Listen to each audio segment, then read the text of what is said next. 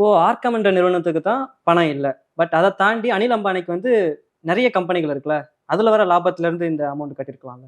அது வந்து ரொம்ப நியாயமான கேள்வி. ம். ஆனா, இங்க வந்து கம்பெனிஸ் ஆக்ட்ட பொறுத்தவரைக்கும், ஒரு ம். நிறுவனம் அப்படின்றது ஒரு இண்டிவிஜுவல் பெர்சன். ஓகே. ஒரு நபர். ஓகே.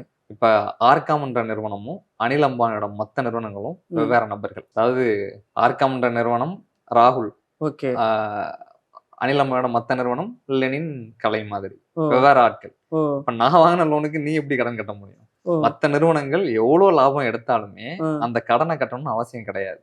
ஓ! ஒரே நான் தான் ஓனரா இருப்பேன். அனில் அம்பானி தான் ஓனரா இருப்பாரு. 3த்துக்குமே ப்ரமோட்டர் அவரா தான் இருப்பாரு. அ. அவரோட எல்லா நிறுவனத்துக்கும். ஆனா, ஆர்காம் நிறுவனம் 48,000 கோடி வாங்கி போண்டி ஆனாலும், அ. மத்த நிறுவனங்கள் வந்து அத கட்டணும்னு அவசியம் கிடையாது. அதுல என்னங்க இது சட்டத்துக்கு நியாயம்? இடமே ஓனர் ஒரே கிடையாது. ஆள் தானங்க இது. ஓனர் ஒரே ஆள் தான். ஆனா, அ. கம்பெனிஸ் ஆக்ட் படி அ. ஒவ்வொரு கம்பெனியும் தனித்தனி நபர்கள். ஓ! இன்கேஸ் இப்ப வந்து நீ ஒரு லோன் வாங்குற, அதுக்கு ஓகே. நான் வந்து ஷூரிட்டி ம். குடுக்குறேன். இல்ல கேரண்டி குடுக்குறேன்னு ஓகே. வச்சுக்கோயேன். நீ கட்டலன்னா, ம். பேங்க் வந்து என்கிட்ட கேட்கும். அதே மாரி தான். 3 கம்பெனிஸ் இருந்தாலும், புரமோட்டர் ஒரே ஆளா இருந்தாலும், ம். மத்த கம்பெனிஸ் வந்து அதுக்கு கேரண்டி குடுக்காதப்ப, அந்த ஓ! அந்த நிறுவனம் கட்டாத லோன இவங்கட்டருந்து அவன் கேட்க மாட்டான். பேங்க் வசூலிக்காது. வசூலிக்க முடியாது. ம். கம்பெனி சட்டத்துல அதுக்கு இடம் கிடையாது.